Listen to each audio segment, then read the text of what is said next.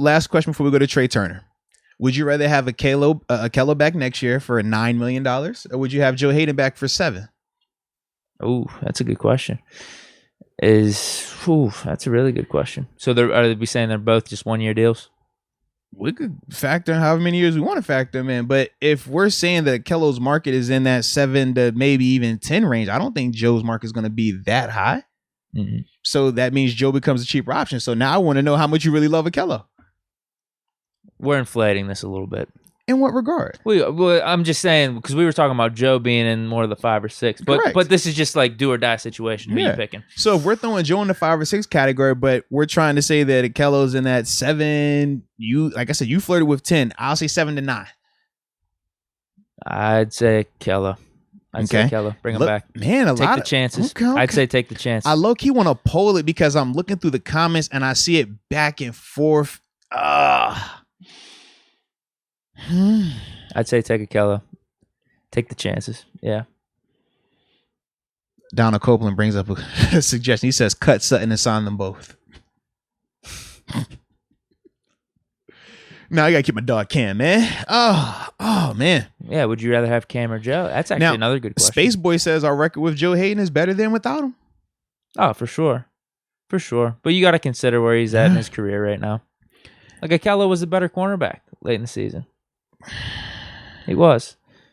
I know Joe was hurt a little bit for some stretches, but yeah, Ahkello was, I would say, the better cornerback for us. And he's younger. At the end of the season, but don't just say he was the better corner. Because Joe played the whole season so for the most part. Outside, what he missed 3 or 4 weeks. Yes, he's the corner at the end of the season. Mm-hmm.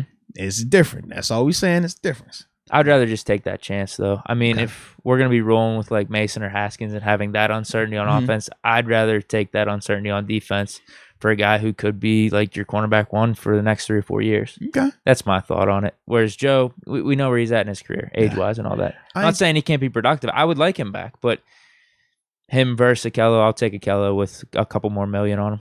Bro, I ain't gonna lie, man. I'm surprised you're not like married with like 40 kids. You love hard. And it don't take long for you to fall in love, bro. It sounds like you already done fell in love with Ahkello, bro. Huh? I said you love hard. Like, bro, you like looks like just stud, man. Like, man, just a year ago, I feel like you were saying these exact same things about James Pierre. No, not like Pierre. Bro, Pierre. You gave Pierre a whole island. We know, yeah. He was an island It was fun. It was fun for us. You were serious, though. It was fun. It was fun for us. You were serious. That's the difference. You were really serious. I was both, man. I mean, you was in love. You were in love, and it hurt you. That Bengals game, Jamar Chase, bro, you did not want to believe it.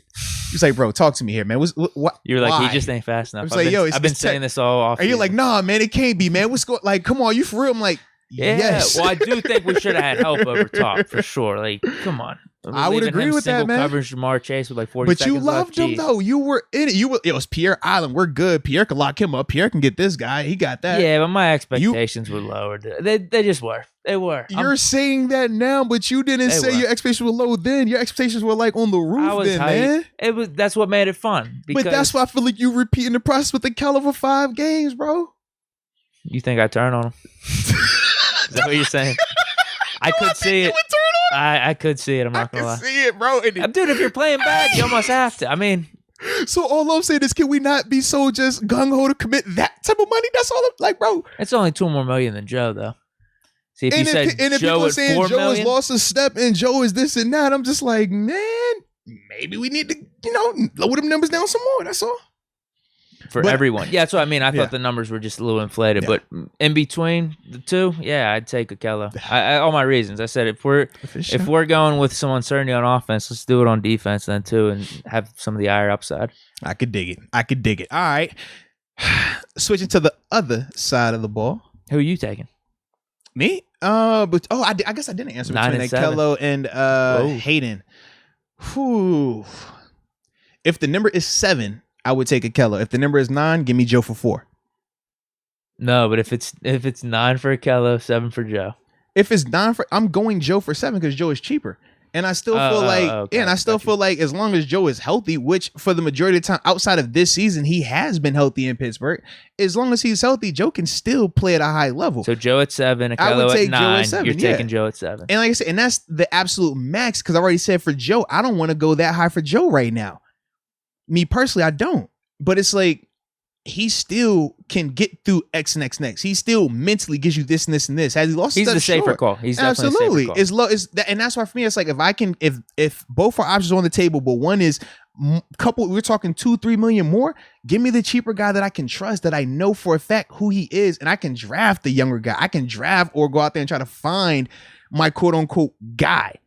Whereas if I put my eggs in Ahkello's basket and he is not who I think he is, well, now we look like the corner opposite of Joe Haden, where we're like, man, we used to have Steven Nelson over there. Now it's a revolving door. We don't know what's going on.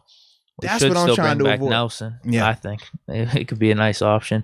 Devil's advocate to myself, though, in terms of like little hot streaks and stuff, and projecting that out for the future.